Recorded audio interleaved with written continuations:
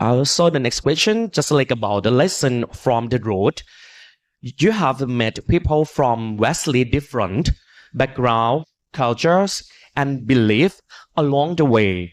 So could you share one or two of the most memorable encounter or moment that deeply touched your heart and strengthened your faith in humanity? I still remember that the touchiest moment during the walk is that people who came to us and cry. When they cry, and then we ask what's going on, this is what people say to us. They are suffer so much and they want to end their life.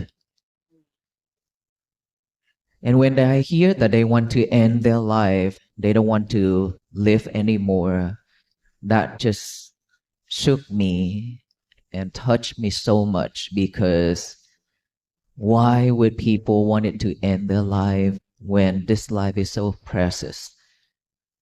But there are so many people, they are about to commit suicidal because of that reason. And then we had a chance to talk with them, to share with them the meanings of living in this world, what to do to overcome the difficulties, how to be mindful with your thoughts and words and action like that. And then after a long time, we talk back and forth and guide them the way. Then they be able to stand up again.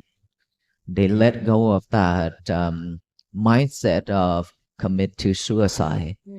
And that is the most stood out moment for us during the walk.